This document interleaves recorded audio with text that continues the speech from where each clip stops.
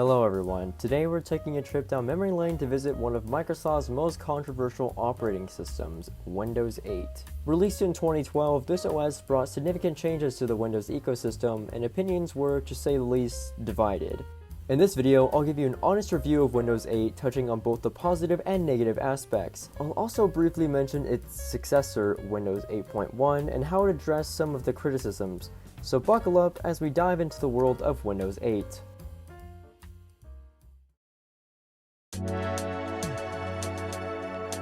Let's start with the setup process of Windows 8. If you were upgrading from Windows 7 or earlier versions, you were in for a surprise. The installation process itself was pretty smooth and relatively fast. With an updated graphical user interface that felt modern and sleek, you were greeted with a new setup wizard that was more visually appealing than its predecessors, making it somewhat easier for users to follow along. However, this was also the first time Microsoft pushed for a Microsoft account login during setup.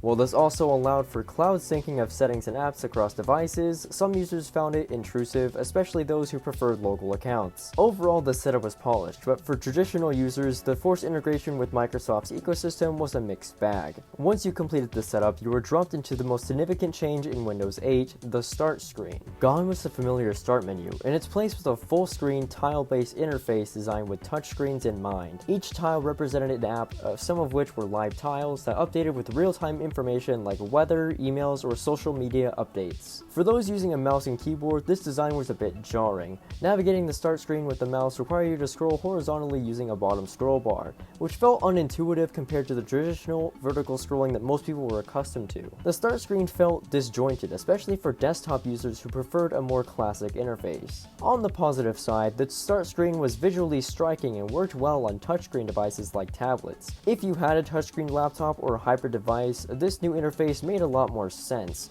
but for those on desktops, it felt like a forced attempt to make everyone adopt the touch-first interface even when it wasn't necessary. One of the biggest controversies surrounding Windows 8 was the removal of the Start button from the taskbar. For years, users have grown accustomed to clicking the Start button to access their apps and settings. Its absence in Windows 8 led to widespread confusion and frustration. The Start button had been a fundamental part of the Windows experience since Windows 95, so removing it felt like Microsoft had taken away a trusted friend. The logic behind this was to push users towards the new Start screen, but it backfired for many who found the transition jarring. The lack of a Start button became symbolic of Microsoft's seeming disconnect with its core user base, particularly those using non-touchscreen devices. Despite its flaws, Windows 8 wasn't without merit. The OS was fast and fluid, offering improved performance over Windows 7, especially in boot times. It also introduced some innovative features like the Charms bar, which allowed quick access to settings, search, and device controls. For multitaskers, the Snap feature was a welcome addition, allowing you to run two apps side by side. Windows 8 laid the groundwork for a more unified ecosystem across devices. The integration with Microsoft services like OneDrive, Outlook, and the Windows Store made it easier for users to access their files and apps across different devices. This was a forward-thinking move considering how much we rely on cloud services today. For touch devices, the experience was mostly positive. The touch-friendly interface combined with gestures made navigation smoother and more intuitive compared to previous Windows versions. The OS truly shined on hybrid devices where you can switch between touch and desktop modes.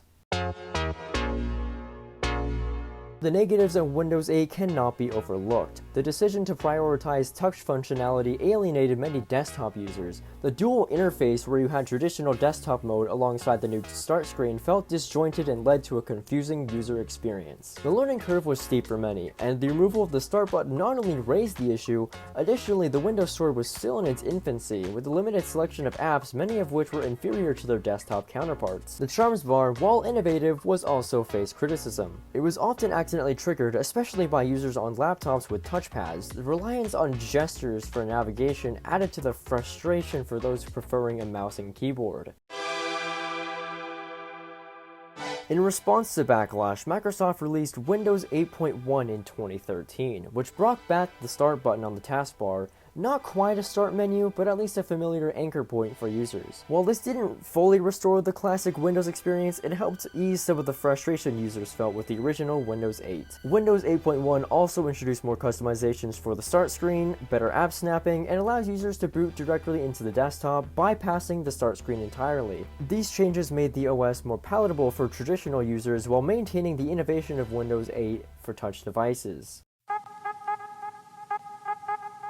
In conclusion, Windows 8 was an ambitious release that aimed to bridge the gap between traditional PCs and the emerging world of touch-based devices. Unfortunately, its radical departure from the desktop environment left many users feeling alienated. The absence of the start button, the unintuitive start screen navigation, and the emphasis on touch-first design were significant missteps for the desktop users. However, it's important to acknowledge that Windows 8 introduced several forward-thinking features and laid the groundwork for several versions of Windows, including the more balanced Windows 8.1 and the eventual return to form with Windows 10. In hindsight, Windows 8 was a bold experiment that, while flawed, helped shape the evolution of Windows. Whether you loved or hated it, there's no denying that Windows 8 left a lasting impact on the world of computing.